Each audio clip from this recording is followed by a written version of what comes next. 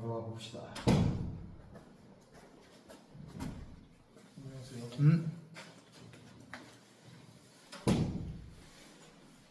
그래서 시험 언제 치지? 국어? 국어요.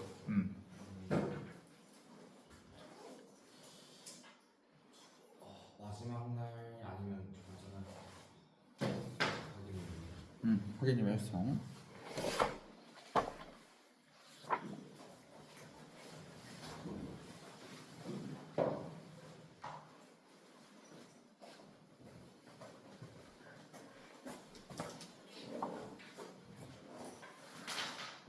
어,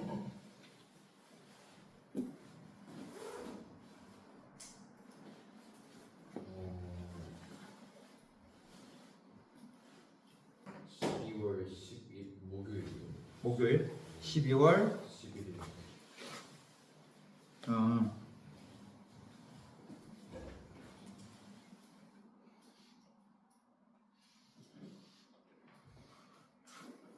그러면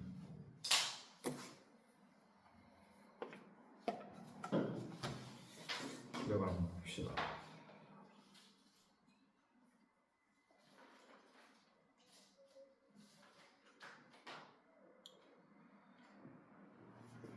오늘 하고 다음 주 정도면 우리 학교 프린트 중에서 다시 봐야 되는 지문이 몇 개 있죠, 그지? 오늘하고 내일이면은 오늘이랑 다음 수업이면 끝날 것 같아요, 그지? 그리고 그 다음 수업부터는 그리고 하루잖아, 하루, 그지?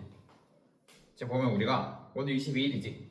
다음 주 29일까지는 진도 나가야 될 것 같아요. 뭐 오늘 빨리 끝나면 끝날 수 있고 그러니까 진도를 나가고 그리고 12월 6일이 됩니다. 그지? 12월 6일에는 문제 풀 거예요. 이제 총복습하고 이제 총복습하고 문제 풀 거고 시험이 11일이잖아. 그럼 언제 오면 되겠어? 시험 전날에 와서 공부하고 가면 됩니다. 질문하고 질문하고. 오케이? 오케이, 좋습니다. 우리도 다시 가봅시다. 자소서 기준 216페이지. 편의점 욕망을 검색하는 도시의 야경꾼이라는 지문을 봅시다. 중간고사 때 진도를 나갔었기 때문에 여러분도 기억에 날 거라고 생각을 하고 전제에 두고 나가 있습니다. 구멍가게라는 곳이 있었다. 예전에 동네 어귀마다 구멍가게가 들어서 있던 모습은 기성세대에게 매우 친숙한 풍경이다. 우리보다 앞세대 사람들에겐 친숙한 풍경이다. 구멍가게는 단순히 물건을 사고 파는 장소가 아니라 사람들 사이에 사귐이 이루어지고 이런저런 소식이나 소문들이 모여들고 퍼지는 중심지였다. 구멍가게는 중심지였다라는 겁니다. 단순히 무언가를 팔고 사는 공간이 아니야.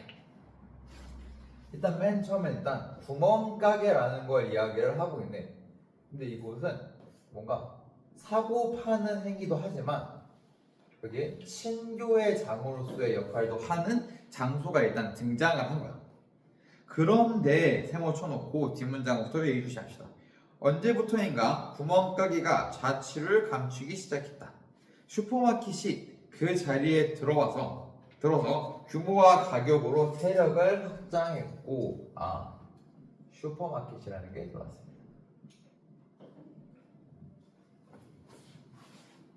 그 슈퍼마켓마저 얼마 전부터는 대형 할인점에 밀려나고 있다. 슈퍼마켓은 더는 슈퍼하지 않다. 하기야 아예 미니 슈퍼라는 기묘한 합성어가 일찌감치 등장하지 않았던가. 자, 구멍가게랑 슈퍼마켓이 등장했어.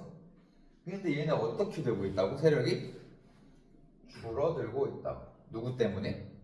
대형 할인점들 때문에. 대형 할인점에 의해서 슈퍼마켓 역시 힘을 잃고 있다는 거야. 구멍가게와 슈퍼마켓이 대형 할인점에 위협당하는 가운데 동네마다 속속 들어선 소형 매장이 있으니 바로 24시간 편의점이다. 슈퍼마켓 다음으로는 24시간 편의점이라는 게 생겼네요. 우리가 이야기하고자 하는 게 바로 이 편의점입니다. 1927년 미국에서 생겨나 1989년 한국에 첫 선을 보인 편의점은 그동안 규모가 급속하게 신장하여 규모가 늘어나서 2006년 전국의 편의점 수는 1만 개를 돌파하였고 전체 매출액은 4조 6천억 원으로 매년 10% 이상씩 늘어났다.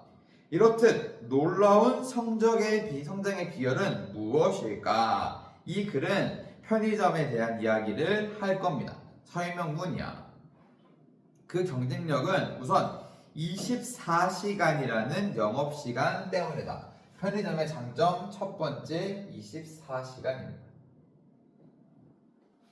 매출이 가장 높은 시간대인 밤 8시에서 자정까지라는 통계에서 알 수 있듯이 특히 20시에서 24시까지가 제일 사람이 많다라는 거예요. 통계에서 알 수 있듯이 편의점 성장은 도시인들의 생활 양식 변화와 밀접하게 맞물려 있다. 도시인들은 귀가 시간이 점점 늦어질 뿐만 아니라 도시인들의 생활 양식 첫 번째 귀가 시간이 늦어진다.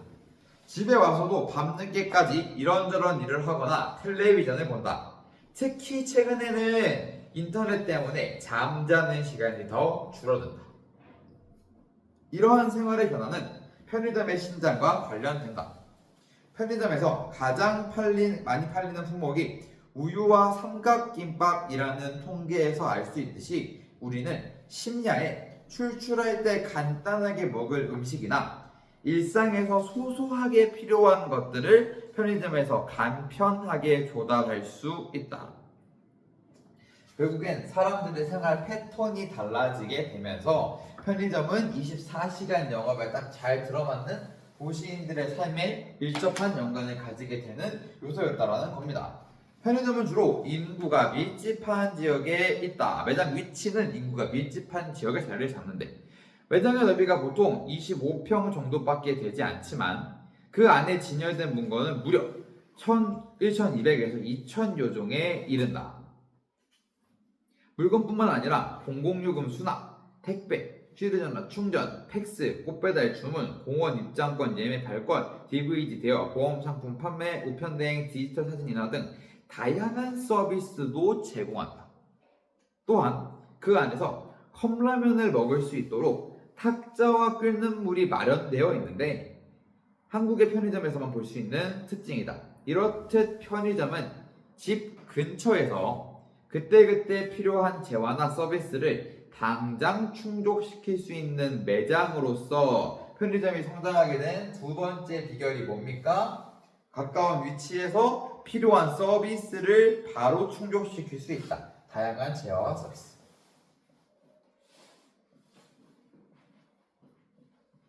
할 수 있는 게 여기서 해결할 수 있는 게 너무 많다라는 거예요. 매장으로서 백화점, 대형 할인점 등의 영향력이 미치지 못하는 틈새 시장을 잘 개척해 온 것이다. 다양한 재화와 서비스를 구비해 놓고 단순 구비만 해놓으면 되나? 안 되겠지. 얘네를 어떻게 할 수 있으니까 얘네가 장점인 거야. 즉각 이용 가능한 거야. 그러니까 사람들이 많이 이용하게 된 거지. 즉 이거는 이렇게 보는 겁니다. 김천에 백화점 있나? 없지. 근데 뭐는 있지? 편의점은 있지. 접근성이 너무 좋아, 그렇지? 백화점이나 마트가 먼 사람들에게는 여기서 다 살 수 있을 정도로 수많은 재화를 놔두거나 혹은 다양한 서비스를 할 수 있어. 여러분도 안 해봤을 것 같긴 한데 편의점 택배 보내봤습니까? 많이 해볼 일 잘 없긴 하죠 아직. 택배도 보낼 수 있고요. 그렇지, 택배도 보낼 수 있고 현금 인출도 되고요. 그래서 되는 게 굉장히 많습니다 편의점에서. 이러한 역할들을 우리가 즉각 할 수 있게 하는 거야. 예를 들어서 그런 거야. 편의점 택배를 예를 들어볼게. 보통 우체국 택배가 제일 많습니다. 그지? 근데 우체국은 6시 넘으면 안 하거든. 국가기관이어서. 근데 내가 6시가 지나서 택배를 보내야 되게 급하게 생겼어. 그럼 어디 가서 택배 보내야 돼? 편의점 가서 보내야 돼. 편의점 택배를 쓰는 겁니다. 이렇게 즉각적으로 이용이 가능하다라는 장점 덕분에 성장하기 시작했다라는 겁니다. 다음 페이지 넘겨봅시다. 큰 창고가 없는 편의점에 그렇게 많은 물건을 갖출 수 있는 비결은 무엇일까? 그래, 다양한 재화가 있다며. 근데 마트처럼 큰 창고가 있지 않는데 어떻게 다양한 재화를 즉각 이용 가능하게 구비해 놓을 수 있지? 라는 의문이 드는 겁니다. 판매와 재고를 실시간으로 파악할 수 있는 판매 정보 통합 관리 시스템. 그리고 그 자료의 근거에 하루에 한두 번씩 순회하며 가맹점마다 볼펜 몇 자루, 라면 몇 개 하는 식으로 완전히 맞춤형으로 공급해주는 배송 시스템이 존재하기 때문이다. 이게 다양한 재화 서비스를 구비하고 즉각 이용이 가능할 수 있었던 이유는 두 가지가 있었어. 일단 처음에 뭐래? 시스템 구비가 되어 있어. 그리고 배송도 빠르게 할 수 있는 거야. 여러분 편의점 앞에 보면은 트럭도 자주 와 있잖아요, 그지? 물류 채우지.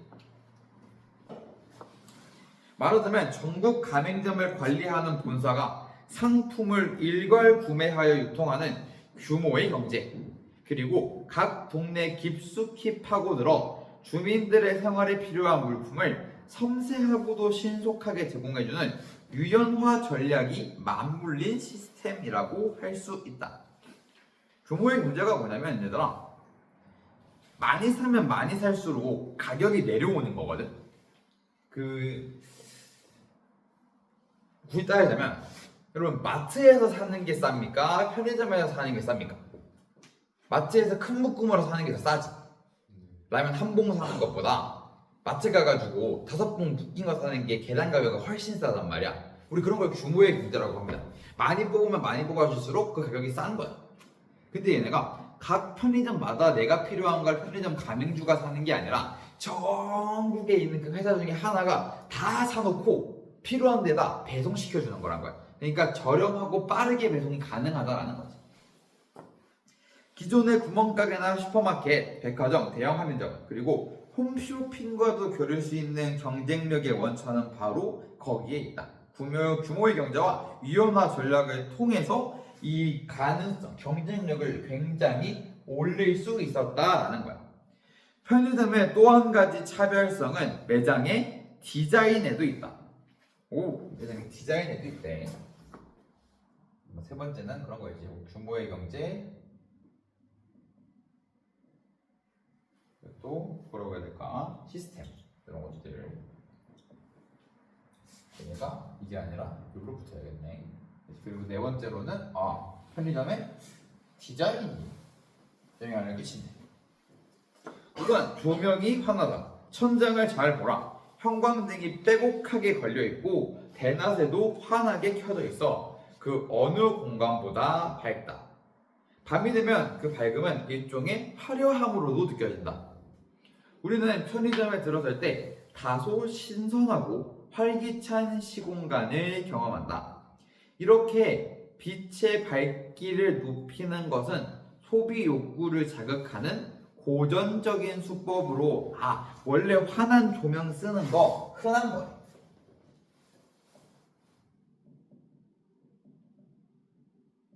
그래서 백화점 얘기를 또 합니다.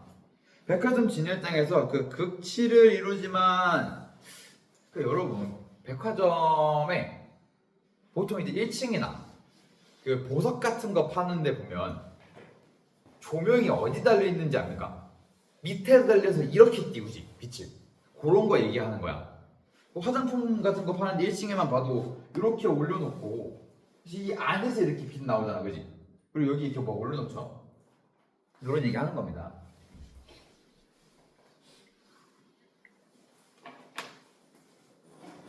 편의점은 그러한 비일상성을 일상 가까이에 끌어들이는 것이라고 할 수 있다. 얘들아, 백화점에 가는 게 일상적인 행위니? 아니거든. 근데 백화점에서 하는 듯한 그러한 비일상적인 환한 조명을 편의점같이 일상생활에서 쉽게 맞이할 수 있는 것에서 끌어온 거야. 물건을 지정하는데도 불빛이 어떤 각도로 반사되어야 소비자에게 부담되지 않으면서 구매 욕구를 불러일으킬지를 면밀하게 계산하여 조명과 선반의 위치를 규격화해 놓고 있다. 아, 선반의 위치도 규격화해 놓고 있네.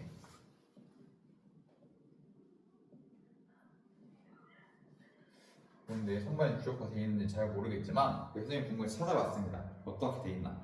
여러분 그거만 생각해봐. 이렇게 계산대가 있어. 계산대 앞에 뭐 팔아?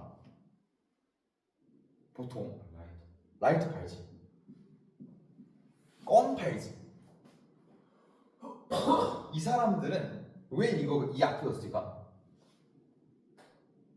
구조적으로 저 안까지 들어가서 뭘 찾으러 온 사람들이 아닌 거예요. 뭘 사야 될지 목표의식이 확실하다는 거죠. 그래서 그냥 앞에서 사고 나가는 거야. 이런 게 있다고 해요, 보통. 담배도 내가 찾아줘야 되나? 그지? 그러니까 요 뒤에 달아놓은 거야. 효율의 끝판왕인 거지. 그리고 보통 뭐가 맨 끝에 있어? 음료수가 맨 끝에 있거든, 이렇게. 그지? 들어오면은. 이건 뭐야? 목이 말라야 더 살 거 아니야. 보폭을 조금이라도 늘린 겁니다. 뭐 그렇다고 해요. 정확한 나도 찾아보니까 그렇대. 궁금해지더라고 이런 게.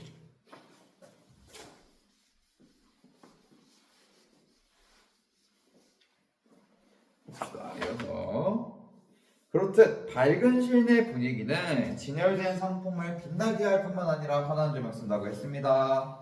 드나드는 이들을 안심시키는 효과도 있다. 아, 이것 때문에 안심하는 경우도 있다고 하네. 여성들도 심야에 아무런 망설임 없이 편의점에 들어갈 수 있고 낯선 손님들이 옆에 있어도 신경을 쓰지 않는 것은 구석구석을 환하게 비추는 불빛 때문이다. 아, 불빛 때문에 사람들이 좀 안정하게 찾는다는 것이.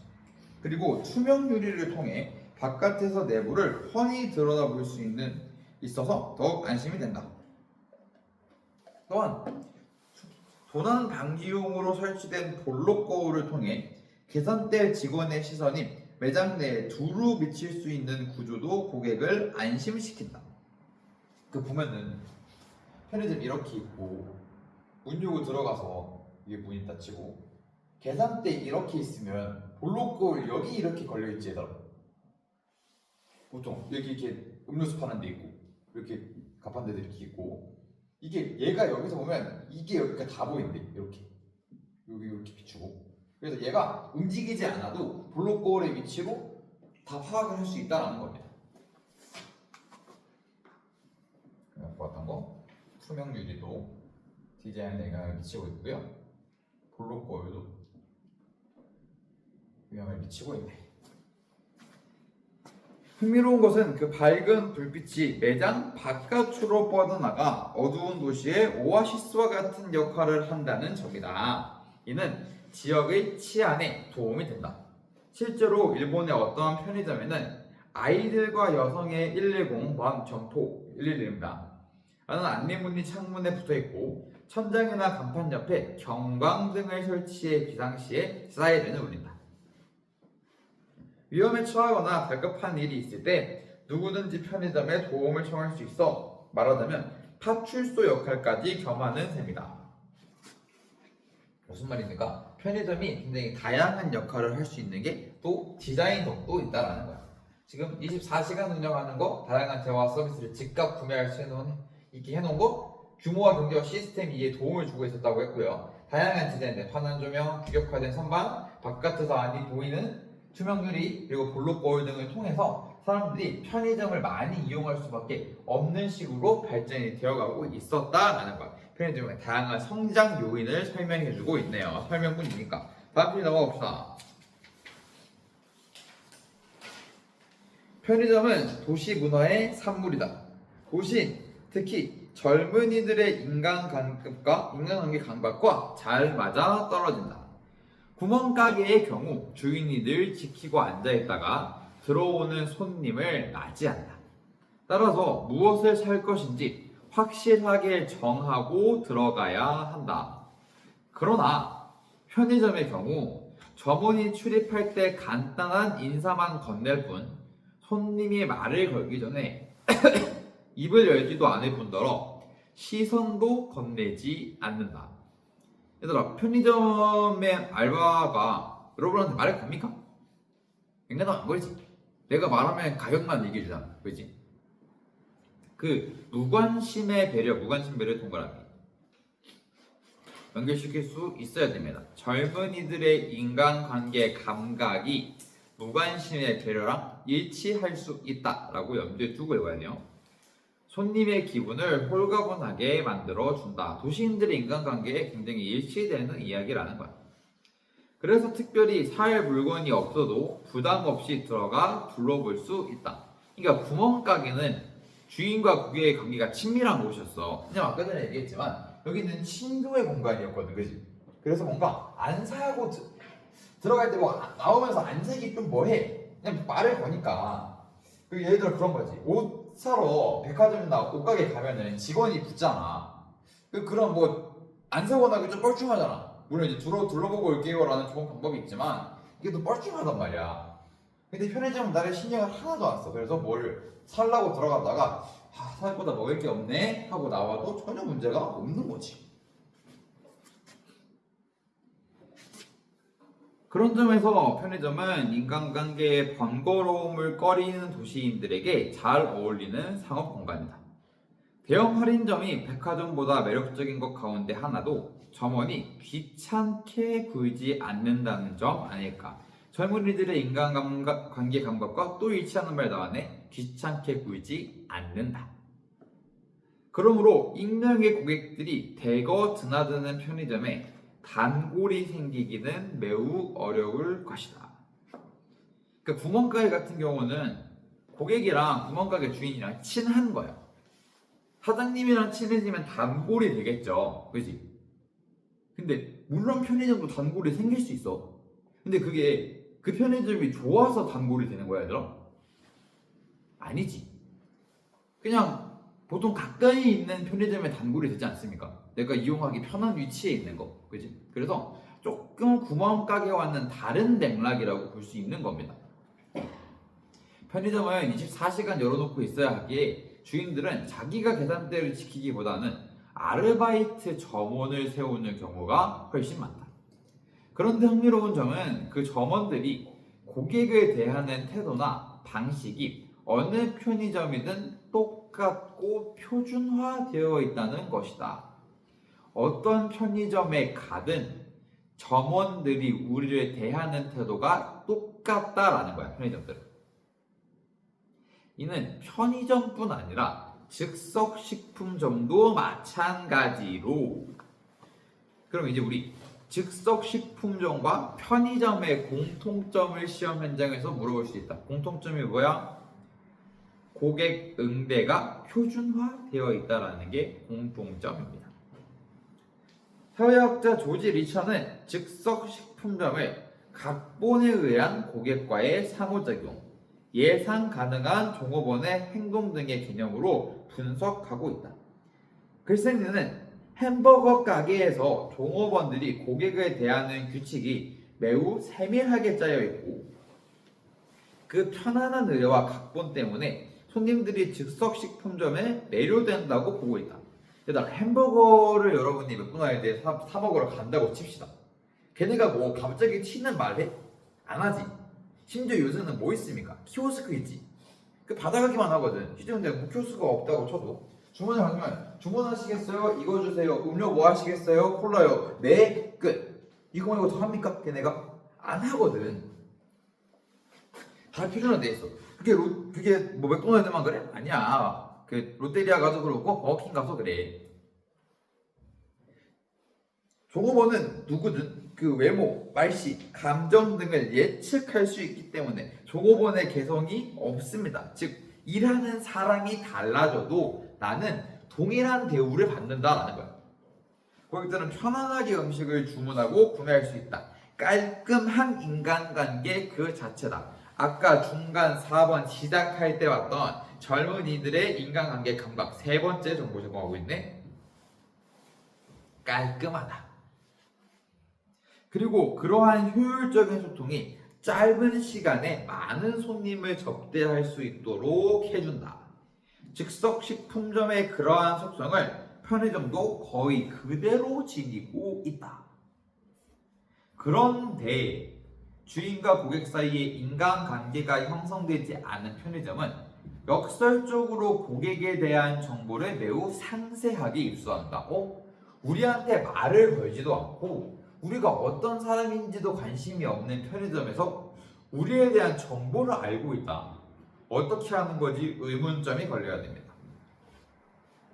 소비자들은 잘 모르지만 일부 편의점에서 점원들은 물건값을 계산할 때마다 구매자의 성별과 연령대를 계산기 앞에 붙어있는 버튼으로 입력한다.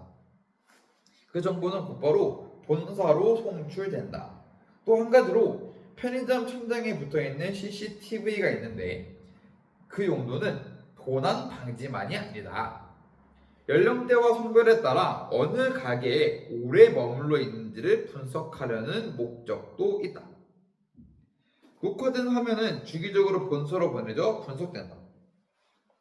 어떤 편의점에선 삼각김밥 진열대에 효소형 카메라를 설치해. 근데 나는 이 지문은 읽을 때마다 생각하는 건데 이거는 조금 소름 돋지 않나? 거기까지 카메라를 달아둬야 되나? 삼각김밥 고민하는 것도. 손님의 구매 행태를 기록한다. 먼저 살 물건의 종류를 정한 뒤에 선택하는지, 이것저것 들어보며 살펴가면서 고르는지, 유통기한까지 확인하는지, 한 번에 평균 몇 개를 구매하는 등을 통계 처리하는 것이다. 그렇듯 정교하게 파악된 자료는 본사의 영업 전략에 활용된다. 편의점이 급성장해온 이면에는 이렇듯 치밀한 정보 시스템이 가동되고 있다. 치밀한 정보 시스템. 이거 뭐냐면 영업 전략이 확실한 거지. 일단 말 많이 안 걸고요. 깔끔하고요. 그리고 이 사람들이 어떤 걸 많이 사는가를 한번 찾아보는 거예요. 한번 생각해보자. 대학교 앞에 있는 편의점과 초등학교 앞에 있는 편의점의 소비자 행태는 어떨까 얘들아? 다르겠지. 그럼 뭐가 달라져? 구매하고자 하는 물건도 달라질 거야. 그러면 이러한 시스템을 파악해서 더 많이 사는 걸 많이 사주면 되는 거 아니야? 그지? 이렇게 하니까 필요한 게 탁탁 있는 겁니다. 초등학교 앞에서 필요한 거랑 대학교 앞에서 필요한 건 다를 거거든. 넘어가 봅시다. 편의점 이러한 치밀한 정보 시스템 그리고 뭔가 배려 이런 것들을 통해서 할 수 있는 거야. 영업 전략 안에는 교과서에서 나는 6개를 쪼개놓긴 했지만 나는 이걸 좀 나누지 않습니다. 인간관계를 파악하고요. 시스템을 분석하는 여러 가지 영업 전략들을 이용해서 편의점이 굉장히 인기가 많아지고 있다라는 이야기를 하는 겁니다. 넘어가 봅시다. 그러나 이러한 이야기들을 해봤는데 그러나 하고 있어. 그러나 하면은 이러한 것들과 대조되는 어떠한 이야기를 하려고 하는구나 하고 여러분들이 인지해야 됩니다. 그러한 성장이 편의점 주인들의 수익 확대로 이어지는 건 아니다. 아니 이렇게 편의점이 여러 가지 요소들을 고려해서 잘 된다면 근데 수익 확대가 아니라고 왜일까를 생각을 해봐야 된다는 겁니다. 한때 편의점은 잘 나가는 사업 항목으로서 한 달에 300만 원 이상의 수입이 넉넉히 보장되던 시절이 있었다. 그러나 최근에 들어와서는 사정이 완전히 달라졌다. 조기퇴직자, 부업으로 편의점을 경영하는 사람들이 늘어나면서 가맹 희망자들이 줄을 이었고 본사들은 예상 매출액을 부풀려 개업을 적극 권장하였다. 좀 보자. 왜 그런가를 보아하니 일단 가맹 지원이 늘어났어. 그러니까 이걸 보고 본사에서는 거짓말을 합니다. 예상 수익을 부풀려서 이야기를 하는 거야. 그 결과 가까운 거리에 많은 편의점이 들어서서 제살깎기를 하는 실정이다. 적자를 보는 가게들도 적지 않다. 그러나 쉽게 그만둘 수도 없는 것이 기간 만료 전에 계약을 해지하면 엄청난 손실금을 물어야 하기 때문이다. 본사가 가맹점들과 매우 불공정한 조건으로 계약을 맺었기 때문에 울며 겨자 먹기로 장사를 계속하는 데도 해석하는 이들도 있다. 급기야 일부 점주들은 최근 계약 조건이 일방적이고 불합리하다며 본사의 편의대로 작성된 약관을 바로잡기 위해 연대 행동에 들어갔다. 그러니까 그런 겁니다. 편의점이 막 인기가 많대. 그러니까 골목에 CU가 3개가 되는 거야. CU가 3개가 생겼어. 그럼 사람들은 어떻게 하겠어, 얘들아? 어디든 가겠지. 똑같은 CU잖아. 그지? 근데 원래 얘 혼자 CU 혼자 있을 때는 얘가 600만 원을 만약 달에 벌었다고 치자. 근데 이제 3개가 되면은 뭐 100% 그렇진 않겠지만 어떻게 되겠어? 어쨌든 쓰는 사람들이 갑자기 늘어나지는 않을 거니까 뭐 이렇게 나눠 가질 거 아니야. 그럼 CU 본사가 버는 돈은 줄어 안 줄어? 안 줄지. 근데 가까운점은 어떻게 돼? CU가 늘어날수록 매출이 주는 거야. 그러니까 적자가 나는 거기가 당연히 생기는 겁니다. 그에 대해 2006년 공정거래위원회가 편의점 약관에 대해 심사를 하여 몇몇 조항들을 바로 잡았지만 상당 부분을 그대로 유효하다고 판정해 가맹점 업주들과 시민단체의 반발을 샀다.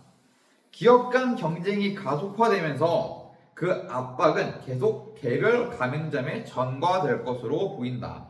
편의점 주인들이 어려움을 겪기 시작한 겁니다. 인기는 많아지는데 점주들은 수익을 얻을 수가 없게 돼. 주인 못지않게 힘겨운 것이 아르바이트 점원들의 신세이다. 아하. 사실 이 수익 확대라는 말은 그러면 끌어서 뭐라고 볼 수 있냐면 요거는 주인들의 조금 힘든 거야. 주인들이 조금 힘든 거야. 근데 주인만 일하는 게 아니거든. 편의점에는 아르바이트생들이 있어. 이 아르바이트생들도 나름의 고충이 있다라는 겁니다. 먼저 한번 보자. 그들은 비정규직으로서 가맹점에 공통으로 제공되는 옷을 입고 아까 얘기했던 거야. 대응 방식이 어떻다고? 표준화되어 있다고. 다 똑같은 옷을 입고 시급 3,000원 정도의 저임금을 받으며 이 글이 쓰여 있을 때 최저시급입니다. 받으며 하루 10시간 정도 노동을 한다. 물건이 들어올 때 검수하고 옮기는 일, 창고를 정리하고 상품을 진열하는 일, 가게 안팎을 청소하는 일, 인수인계 때마다 판매된 전체 물품과 계산된 총액의 일치 여부를 꼼꼼히 확인하는 일 등 여러 가지 업무를 수행한다. 특히 밤을 꼬박 세우는 것이 매우 피곤한데 밤중에 술 취한 손님이 들어와 행패를 부리면 난감하기 짝이었다. 나들도 가장 힘든 일은 까다로운 손님을 상대하는 것이다. 없는 물건을 막무가내로 내놓으라는 손님, 돈이 모자르는데 봐달라며 떼를 쓰는 손님, 슈퍼마켓보다 가격이 비싸다고 항의하는 손님, 커피를 타달라는 손님 등을 만나면 지극히 곤혹스럽다. 아르바이트생들에게도 편의점 확대가 안 좋은 점들이 생기고 있어. 편리함을 뜻하는 영어 단어 convenience는 함께 있음이라는 뜻의 라틴어에서 나왔다. 편의점의 어원을 설명해 주네요. 편의점은 이제 일상의 자연스러운 일부분으로 자리 잡았다. 사람들은 그 깔끔하고 환한 공간을 자기의 방만큼이나 친밀하게 느낀다. 고독하고 힘겹게 살아가는 사람들에게 편의점은 도시의 성좌처럼, 비유적 표현이네. 비유적 표현을 써서 얘기하고 있습니다. 별이야. 도시의 별이라는 겁니다. 처럼 위안을 준다. 늦은 밤 온라인을 대회하다가 출출한 배를 채우고 싶을 때 언제나 찾아갈 수 있는 곳이 편의점이다. 아까 24시간이라고 했으니까. 수납 많은 물품을 진열하고 24시간 연중무휴로 열려있는 것이 너무 고맙다. 그러나 또 대조되는 이야기를 하겠다. 그곳에서 드나드는 소비자들의 욕망은 체계적으로 검색되고 관리된다. 자, 앞서서 봤던 도시의 성좌라고 하기에는 다소 어려운 어려운 일들을 하고 있다는 거예요. 도시인들에게 위안이 되는 공간이 편의점도 맞지만 사실 이면이 존재한다라는 거죠. 그리고 그 주인과 점원의 업무도 주어진 지침 속에서 기계적으로 영위된다. 기계적으로 진행하고 있다. 이런 말입니다. 일상의 편리함은 거저 얻어지는 것이 아니다. 고객의 편의를 위해 엄청난 불편을 감내해야 하는 이들도 있다. 얘들아, 엄청난 불편을 감내하고 있는 사람 지금 누굽니까? 이 글을 통해서 봤을 때 점주도 있고 또 아르바이트생들도 불편을 감수하고 있지. 이해하는 게 굉장히 쉽지 않다고 얘기했었습니다. 구멍가게와 슈퍼마켓을 밀어내고 촘촘히 들어서는 편의점은 문명의 외롭고 고달픈 속살을 드러내고 있다. 봐봐. 구멍가게와 슈퍼마켓을 밀어내고 24시간 편의점이 어떻게 발전했는지를 선생님 판서에 정리를 했어. 봅시다. 이렇게 쪼갤 수 있는 거잖아, 그지? 구멍가게와 슈퍼마켓은 어떤 공간이었어? 과거의 공간이었어. 과거의 공간. 이 과거의 공간은 사실 친교도 가능한 공간이었거든. 요 말을 바꾸면 어떻게 되냐면 현재 도시의 어두움과는 달리 사람들의 인간관계가 굉장히 다양했음을 표현하는 거기도 합니다.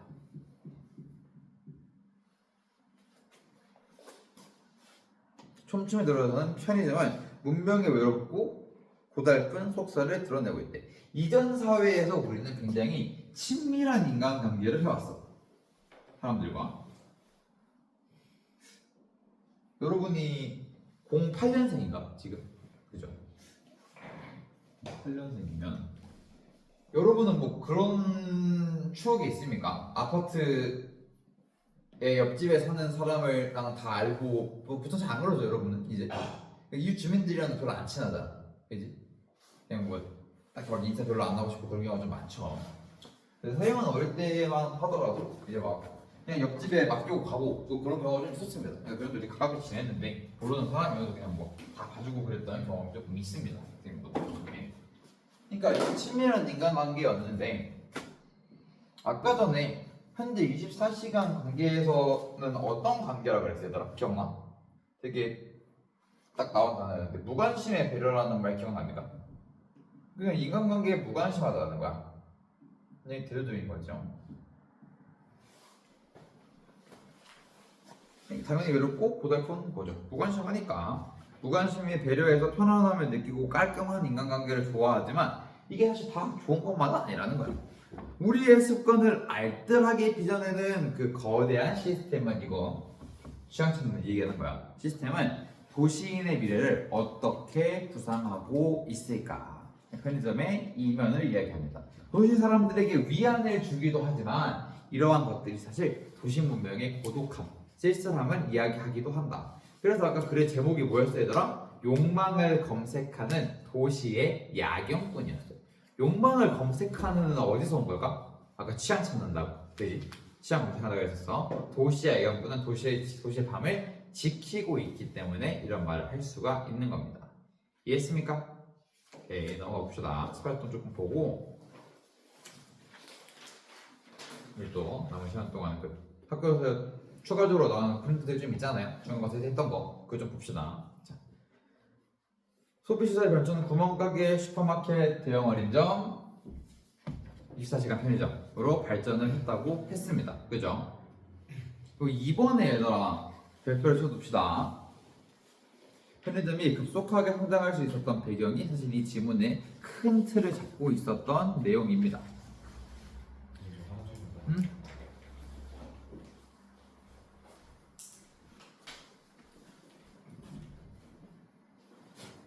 여러분들도 숨 좀 돌리고 있어. 오늘따라 왜 이렇게 피곤해 보이냐 다들. 지금 뭐 반쯤 자고 있는 것 같은데 다들.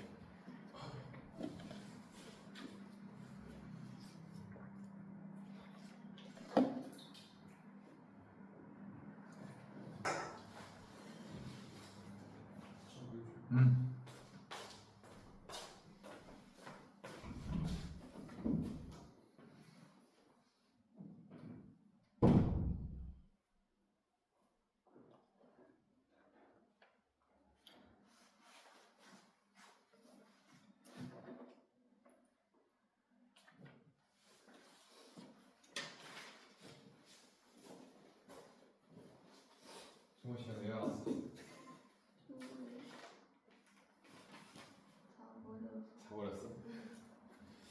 낮잠 시간이지. 주말 3시 너무 잠자기 좋은 시간이잖아.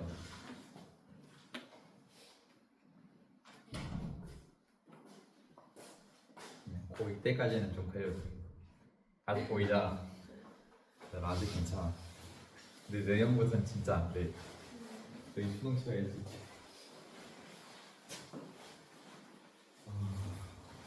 08년생이 수능을 치.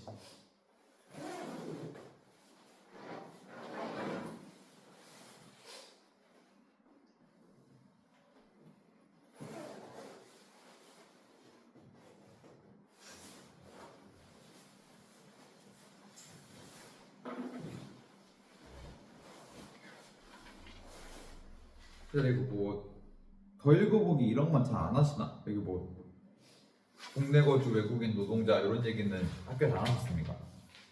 네. 오케이, 그럼 이거는 안 봐도 되겠네요.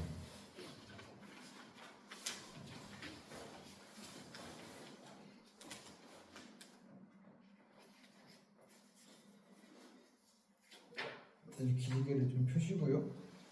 다시 이어서 가봅시다. 시간적인 장점이 있었다. 선생님이 이렇게 정리를 해놨지만 또 여기 나오는 학습활동 2번이 조금 더 효율적으로 간단하게 정리를 해둔 거니까 여러분의 머릿속에 요거 정도는 좀 외워놓고 들어가자. 질문 읽을 때 그 생각합니다.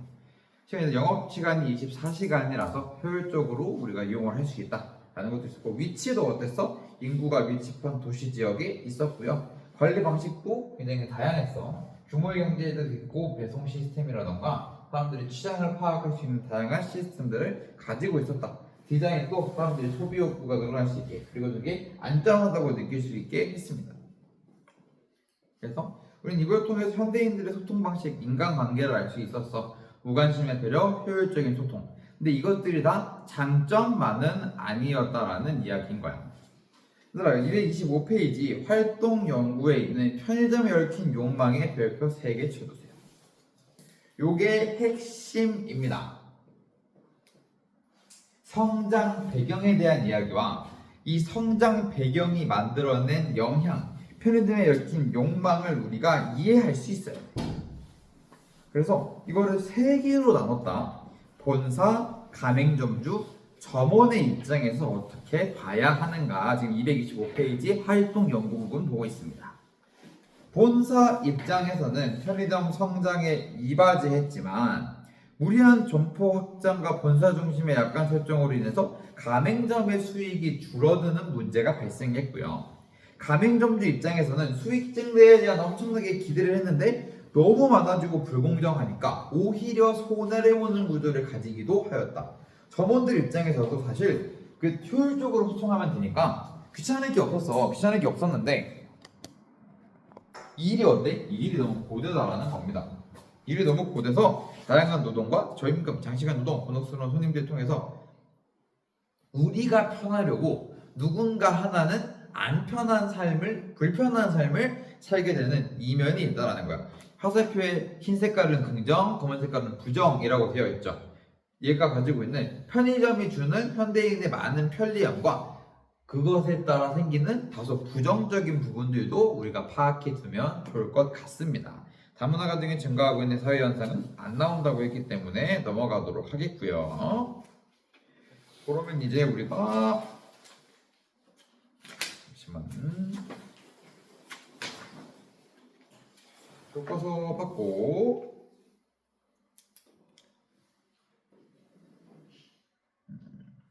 이 교과서에서도 봐야 되는 건 없지 얘들아? 그 공포의 기억 이런 거 다 프린트잖아. 그치? 잠시만 그것도 한번 봅시다. 프린트 있는 친구들은 꺼내고요.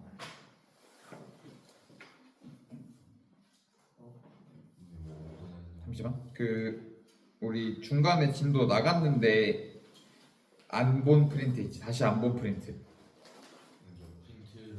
안 가졌어. 잠깐만 보라 잠깐만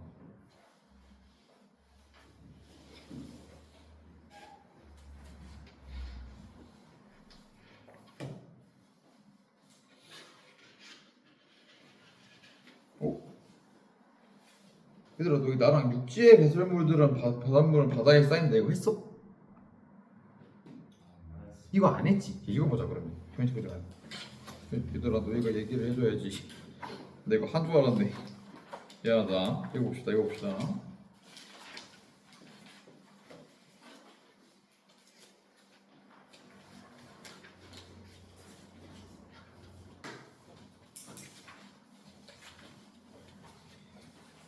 자, 오케이.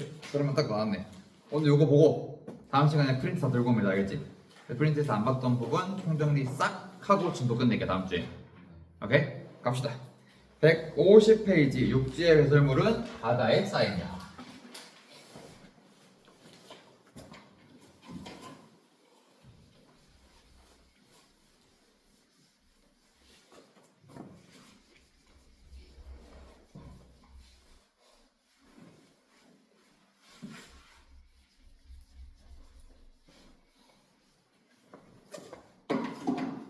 봅시다. 제목만 봐서는 무슨 얘기를 할지 잘 감이 잡히진 않습니다. 그치? 근데 뭔가 쓰레기와 관련된 이야기를 할 것 같기는 해요. 1997년 찰스 무어는 실제 사례에 대해서 이야기하고 있네.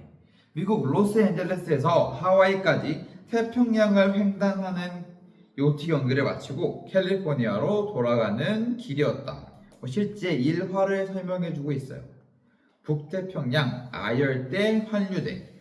정확히 뭔지 몰라도 돼요. 그냥 건조한 지역이래. 열대 지역이고 우리가 잘 알고 있지는 않은 내용이니까 이런 곳을 통과하던 즈음이었다. 바다 저 멀리 흐릿한 섬이 떠올랐다. 오, 섬이 보였나? 지도를 펼쳐보니 섬이 있을 만한 위치가 아니었다. 1997년이니까 뭐 구글 지도로 보진 않았을 거 아니야. 지도를 보니까 뭐 섬이 있을 때가 아니래. 지금 요트가 항해하는 이곳은 태평양 한가운데에 있는 하와이에서도 미국 서부 연안에서도 가장 멀리 떨어진 태평양에서 가장 외딴 지역이었다. 그러니까 선생님 뭐 그림을 잘 그리지 못하지만 미국 지도를 좀 그려보면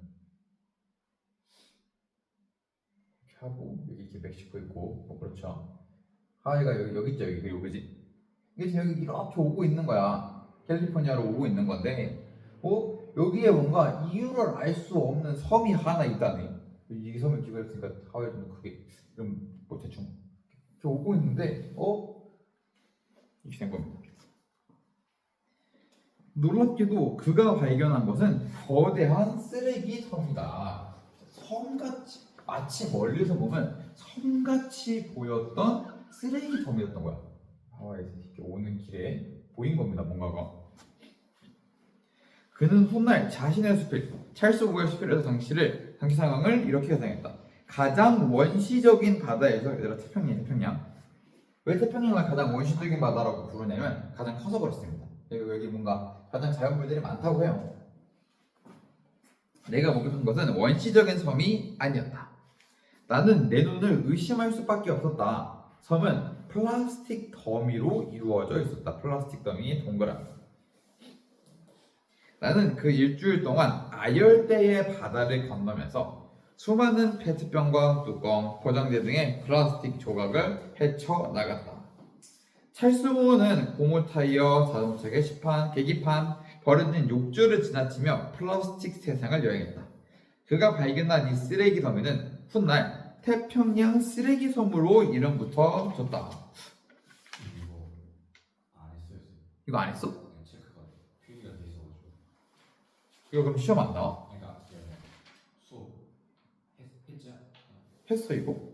필기가 중간고사 때 했던 거 아니야? 그럴 수도 있어. 나는 이거 너희랑 수업 안 했던데 중간고사 때 했나 보네. 편의점 하기 전에 이거 아마 너네 이거 가연쌤이랑 했어. 그 가연쌤 필기를 참고하면서 보세요. 필기 되는 친구들 안 되는 친구들은 내 거 같이 보면 나랑 같이 하면 되고. 태평양 쓰레기 섬이라고 이름이 붙여졌대. 태평양 쓰레기 섬의 네모를 치고 얘가 본 태평양 쓰레기 섬. 그러니까 우리가 투기한 이 쓰레기들이 굉장히 너무 많이 남아있는 게 마치 섬처럼 쌓여 있었다라는 겁니다. 흥미로운 일화를 통해서 글을 시작하고 있어요. 쓰레기 섬이 떠다니는 지역은 북태평양 환류대 주변이다. 이 지역은 이 지역에 대한 과학적인 얘기를 해. 연중 적도의 더운 공기가 고기압을 이루어 바람을 빨아들이기만 할 뿐 내보내지는 않는 곳이다. 그러면 어떤 곳인가요? 여기는 지리적으로 뭐가 빠져나갈 수 있는 곳은 아닌데 뭐가 들어올 수 있는 거지. 뭐가 이렇게 들어오는 거야, 바람이. 이 해류는 아시아와 북아메리카 대륙 사이를 시계 방향으로 돈다. 육지에서 버려진 쓰레기는 빠른 해류를 타고 돌다가 안쪽으로 빠지면서 정체되기 시작한다. 그러니까 이게 이렇게 해류가 도는 거야. 돌면서 이렇게 모이기만 하는 겁니다. 이렇게 모이기만. 뭐 다소 과학은 약하기 때문에 다소 오류가 있어도 좀 이해해 주세요. 지문에 있는 내용을 기반으로 이해한 내용을 해볼게. 오류는 없을 겁니다. 이렇게 하나 둘씩 쓰레기가 모이면서 하나의 섬이 된 것이다. 그러니까 이렇게 막 모이니까 여기 있던 것도 이렇게 오고 여기서 이렇게 있는 것도 다 모여서 여기에 쓰레기 섬유가 생겼어요가 된 겁니다. 이 사람들은 예로부터 무풍지대로 여기며 피했다. 참치나 고래, 상어도 이곳을 꺼렸다. 바람이 없어 생태계가 다른 곳과 교류하지 않는 태평양의 사막이었기 때문이다. 그런데 바로 이곳에 쓰레기 더미가 고립되어 떠다니고 있던 것이다. 이 북태평양 환류대라는 게 더운 공기가 고기압을 이루어서 바람을 빨아들이기만 하는 곳이라 육지에서 버려진 쓰레기가 이 빨아들이는 바람에 의해서 해류를 타고 모여서 정체된 거야. 근데 얘가 빠져나가진 않는다 그랬지. 그러니까 쌓여서 하나의 섬처럼 쓰레기가 무풍지대에 모이게 된 겁니다. 이게 마치 사막 같다는 거지. 무풍지대니까. 넘어갑시다. 과학자들은 찰스 부어가 발견한 쓰레기섬을 연구하기 시작했다. 섬의 크기는 아직 정확히 측정되지 않았다. 이 섬의 크기는 알 수가 없대요. 섬을 이루는 잔해가 대부분 작은 플라스틱이어서 인공위성이나 비행기로는 관찰할 수 없기 때문이다. 그럼 뭔 말이니 얘들아 이거? 직접 가봐야 알 수 있는 거야. 가까이 가서 보지 않는 한 정확한 규모를 알 수 없었다. 그래서 과학자들은 일부 표본을 토대로 규모를 추정했는데 작게는 70만 제곱킬로미터에서 크기는 1500만 제곱킬로미터에 이르는 것으로 보고 있다. 태평양 전체 면적에서 0.4%에서 8.1%에 이르는 크기다. 이거 숫자가 차이가 너무 크지 않니? 난 암만 생각해도 너무 큰데 0.4에서 8.1은 아무튼 뭐 이 정도 크기라고 추정되고 있대요. 태평양 쓰레기 섬의 쓰레기들은 모두 인간들이 버린 것이다. 우리가 버린 쓰레기들도 남해나 동해를 지나 이곳으로 흘러들어갔을 것이다. 자 얘들아 여기 자료에 잘 나와 있는데 아까까지 계속 얘기했던 바다가 어디야? 태평양 얘기했어. 근데 그래놓고 지금 우리가 버린 쓰레기들도 남해와 동해라고 이야기하고 있어. 이거 어디 바다니? 우리 바다지. 이 글을 읽고 있는 글의 주체가 그러니까 서술자가 이 대상을 우리로 만들어버린 거예요. 우리로. 아까 태평양 얘기할 때까지만 해도 뭐 그런 일이 있구나라고 생각을 했는데 우리가 살고 있는 바다에 대해서 이야기를 하니까 우리도 한 건가? 라는 생각을 할 수 있도록 이야기의 전환을 시도한 겁니다. 육지의 쓰레기는 육지로, 바다의 쓰레기는 바다로 버리는 게 원칙이다. 별표 치세요. 쓰레기 배출의 기본 원칙에 대해서 이야기하는 겁니다. 우리나라도 이 원칙을 적용하고 있다. 또 우리나라도 하고 있지 얘들아. 무슨 말이야 이게? 결국엔 우리 얘기를 하려고 하는 거야. 우리 얘기를 하려고 우리가 쓰레기 투기하는 이야기를 하려고 해당 주제를 던진 겁니다. 그래서 수산물 가공 공장에서 나오는 생선 기름이나 생선 찌꺼기들은 어디에 버려야겠어? 바다에 버려도 된다. 바다에 버려야지. 바다의 쓰레기니까. 수산물 시장에서 나오는 조개 껍데기나 수산물 폐수도 마찬가지다. 왜? 바다의 쓰레기니까 바다로. 하지만 여전히 원칙이 적용되지 않은 것들이 있다. 예외 사항들이 있다. 소나 돼지 등의 축사에서 나오는 가축 분뇨와 일반 가정에서 나오는 음식물 쓰레기다. 얘들아 이거는 굳이 우리가 이분법적으로 나누자면 어디의 쓰레기지? 육지. 그지? 바다의 쓰레기는 일단 육지의 쓰레기야. 근데 얘가 지금 원칙 밖에 있네. 이것들은 불과 2012년까지도 합법적으로 바다에 버려졌다. 바다의 쓰레기가 아닌데 우리가 생각했을 때는, 그지? 근데 바다에 버려졌대. 우리가 남은 음식물 쓰레기통에 버리면 지방자치단체의 수거 차량이 음식물 자원화 시설로 가져간다.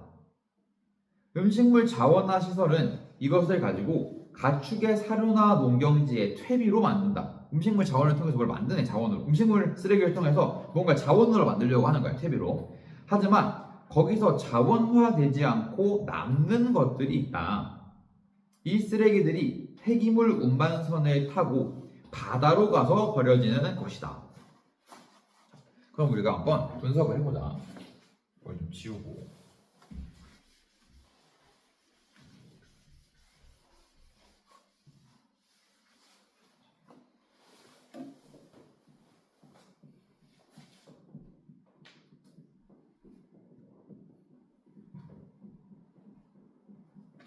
육지 쓰레기는 육지에 버린다고 했어, 아까. 바다 쓰레기는 바다에 버린다고 했어. 그런데 예외적으로 바다에 버리는 쓰레기가 있었어. 자, 뭐냐면 가축 분뇨나 우리가 먹은 음수. 얘네는 분명 육지 쓰레기야, 그치? 분명 육지 쓰레기야. 분명 육지 쓰레기인데 이거 어디 버린다고 육지에 버리는 게 아니라 바다에 버려왔대. 이 부분이 예외였어, 예외. 그렇다면 바다 아무데나 버리는 것일까? 그렇지 않다.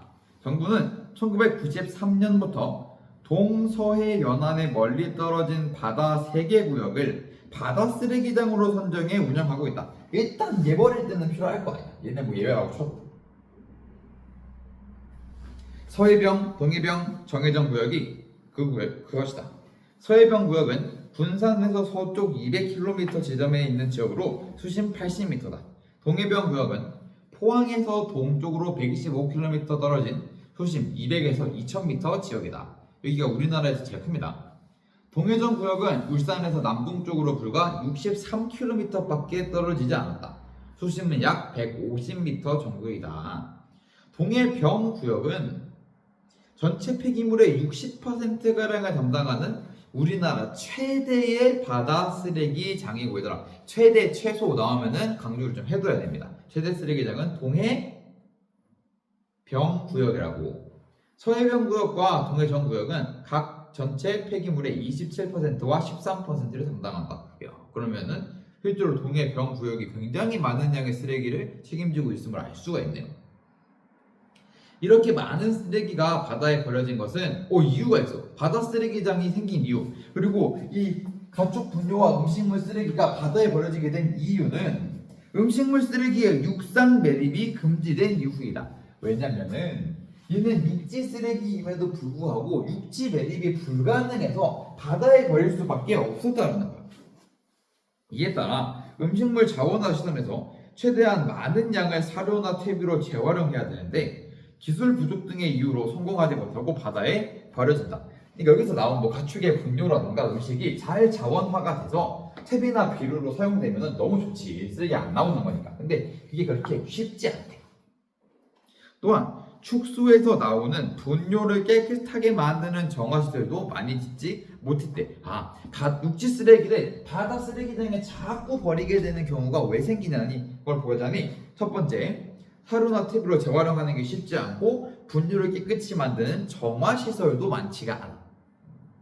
힘이 들더라도 환경 정화를 위해 새로운 기술을 개발하고 투자하는 대신 바다에 버리는 손쉬운 잘못을 택한 우리에게도 잘못이 있다. 그러니까 이거를 어떻게 육지 쓰레기를 육지에 버릴 수 있도록 잘 방편을 마련했어야 되는데 그거 안 하면 그냥 바다 쓰레기장에 버리지 뭐 라고 한 게 문제가 됐다는 거야. 지금 우리는 바다의 쓰레기 버리고 있는 걸 지적하고 있는 겁니다. 근데 얘들아, 왜 육상 매립이 금지됐을 것 같아? 음식물 쓰레기. 맞아, 냄새 나는 거야. 우리가 사는 곳이잖아, 그지? 사는 곳에 그냥 묵어놓으면 냄새도 나고 환경 오염 문제도 좀 있고, 그래서 그냥 바다에 버린 겁니다. 그래서 지금도 이제 음식물 쓰레기 육상에 매립하면 안 돼요. 다 쓰레기장에 버려야지. 그래서 물론 이제 그래서 바다의 쓰레기장을 선정해서 육지의 쓰레기도 버리게 되기 시작했던 겁니다. 다음 페이지. 화장실 갔다 오고.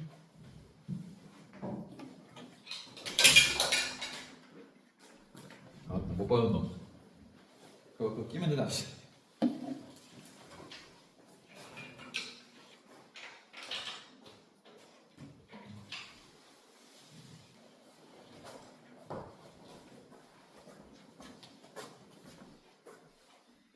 봅시다. 그런데 비상이 걸렸다.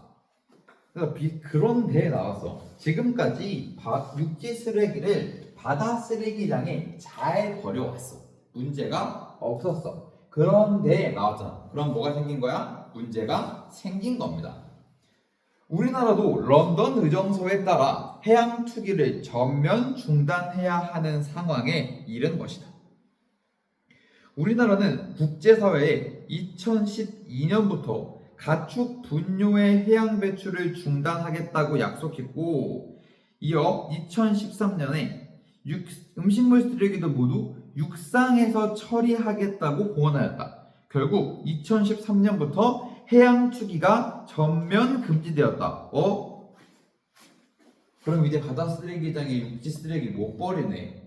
그럼 육지 쓰레기를 버릴 육지 쓰레기장이 늘어나야겠네 라고 생각을 하는 거야. 이에 따라 정부는 1억 2천만 톤의 쓰레기를 육상에서 처리하기 위해 동분서주하고 있다. 우리는 국제사회에 한 약속을 지켜야 한다. 우리 바다가 오염되고 있기 때문이다. 원인과 결과가 확실히 나오네요. 여러 연구 결과에서 세 곳의 바다 쓰레기장은 다른 바다보다 중금속 등의 유해 물질 농도가 높은 것으로 확인되고 있다. 이게 우리나라가 바다 쓰레기장을 지정을 해가지고 버리고 있는데 그것 때문에 다른 바다보다 중금속 등의 유해 물질이 너무 많대. 왜 자꾸 쓰레기를 많이 버리니까? 그러니까 바다가 오염되고 있으니까. 그 중에서도 동해병구역. 아까 동해병구역 내가 뭐라 그랬지? 어떤 구역이라고? 가장 큰 바다 쓰레기장, 최대 규모의 바다 쓰레기장이었어. 전체 폐기물의 60%를 감당한다고 했습니다. 중금속 농도가 가장 높다. 그렇겠죠. 가장 많이 버렸으니까. 바다가 오염되면 어떻게 될까? 결국 바다 생태계의 건강이 악화되고 생선과 해초를 먹는 우리의 건강도 위협받게 된다. 중금속으로 오염된 바다에 사는 생선을 먹으면 우리 인체에도 같은 중금속이 농축된다. 자, 바다가 중금속이 너무 많아. 그러면 그 바다에 사는 동물도 중금속 농도가 많아. 근데 그러면 그 중금속 농도가 높은 음식을 먹는 우리 몸에도 중금속이 똑같이 쌓인다는 거야. 이 때문에 정부는 2006년부터 세 구역이 어디겠습니까? 아까 봤던 동해병, 동해정, 서해병, 그지? 이 세 구역의 일부에 휴식 연제를 설정하여 해양 배출을 금지했다. 아까 봤다시피 2013년부터는 아예 금지한 거고요. 그 전부터 이 휴식 연제를 실시해가지고 주기적으로 버리는 양도 좀 줄여나가고 있어. 휴식 연제 덕분에 오염 물질이 줄어들긴 했지만 아직도 납이나 카드뮴 등의 중금속 농도가 미국 해양대기 관리처의 기준을 초과하고 있다는 게 정부의 설명이다. 그럼 이 휴식연대 정책은 잘 된 거야, 안 된 거야, 얘들아? 그런 쪽으로 좀 아쉬운 거지. 왜냐면은 아직도 미국에서 말하는 기준을 초과하고 있으니까. 물론 지구에는 자정 능력이 있다. 스스로 회복할 수 있는 능력이 있다. 거대한 쓰레기선도 수백 년 동안 파도에 부딪히고 자외선에 노출되면 조금씩 분해된다.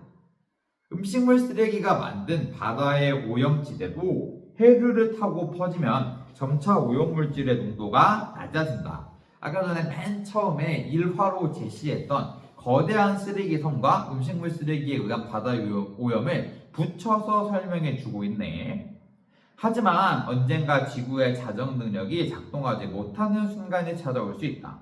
그러므로 우리는 물건을 아끼고 쓰레기를 줄여야 한다. 드디어 대안을 제시하네요. 얘들아, 문제를 제기하는 모든 지문은 어찌하였든 한 문장이라도 반드시 문제를 제기한 것을 해결할 수 있는 해결 방안을 제출해 줘야 됩니다. 그랬으니까 그래서 이게 일단 우리는 물건을 아끼고 쓰레기를 줄여야 한다. 개인의 차원에서 노력을 해야 되고요. 국가적 차원에서는 오케이, 국가적 차원에서도 해야 하는 해결 방안을 이야기하고 있네. 환경 정화를 위해 새로운 기술을 개발하고 투자하는데 힘을 아끼지 않아야 한다. 지구는 결코 우리를 기다려주지 않기 때문이다. 결국에는 이러한 해양 오염을 막기 위해서 우리나라도 쓰레기 처리 원칙과 바다 쓰레기장 관련 정책을 하고 있지만 아직은 부족하고 우리도 노력해야 되고 국가도 다양한 정책을 만들고 기술 개발하고 투자하는데 힘을 아끼지 말아야 한다라는 이야기입니다. 이해할 수 있겠습니까? 이거 뭐 쓰레기 분해 기간이 나오지 그지 뭐 스티로폼 500년이 걸린다고 하니 내가 죽어도 이거는 분해가 아직도 안 되는 내가 쓴 스티로폼은 그런 거죠. 이해할 수 있겠습니까? 그래서 정부의 여러 가지 해결책들이 나오고 있었고요. 환경적 차원, 개인적 차원, 국제적 차원에서 우리가 왜 해양 오염을 막아야 하는가에 대한 이야기를 한 거였어요. 근데 그 음식물 쓰레기 얘기한 것 치고 앞에 제시한 내용은 조금 크게 다른 내용이기는 합니다. 물론 이제 관심을 끌기 위해서 이러야 사용한 거지만 그런 걸 통해서 얘기할 수 있었다. 넘겨봅시다 여러분. 일찍 끝내줄게. 여기까지 이거 육지의 배설물은 바다에 쌓인다. 활동만 다 하고 끝낼게 오늘. 그 부분 너무 피곤한. 육지의 배설물은 바다에 쌓인 데를 있고 다음 활동을 해보자. 얘들아 지금 이거 보입니까? 환태평양 환류대 흐르는 거, 그지? 큰 게 뭐가 돌아? 어느 방향으로 돌아? 크게 시계 방향으로 돌지 지금. 얘네가 이렇게 쌓였다는 거야. 북태평양 환류대의 명도는 해류에 의해 형성된 거대한 플라스틱 쓰레기 더미가 있었다라는 것입니다. 근데 이 쓰레기 섬을 왜 얘기했을까? 우리가 얘가 얘기하고자 하는 바 해양 오염의 심각성을 이야기하기 위해서 플라스틱 쓰레기 섬을 먼저 이야기하고 큰 주제 태평양에 묶여있던 큰 주제를 중간 부분에 들어와서 비틀었어. 뭐로? 우리나라 바다로 비틀었어. 그리고 우리나라가 해양 쓰레기들을 어떻게 처리하고 있는지, 정확히는 육지 쓰레기를 해양에 버리고 있는데 이게 어떠한 문제를 낳았는지, 그리고 이거에 대한 문제를 해결하기 위해서 국제적인 노력도 하고 있고 이걸 해결하기 위해 우리의 개인적 정책적 노력도 이야기하고 있었어. 그걸 말하려고 쓰레기섬 얘기를 맨 처음에 화두로 던진 겁니다. 자기가 말하고자 하는 논지를 전달하기 위한 거였어. 해양 오염이라는 공통점이 있죠. 해양 쓰레기 문제에 대한 정부의 해결책 93년 내에 바다의 쓰레기장 만들었는데 그거 하니까 우리나라 바다에 중금속이 너무 많이 쌓이네. 그래서 뭐 했다고? 휴식연들을 설정해서 이때 조금 중금속 줄였어.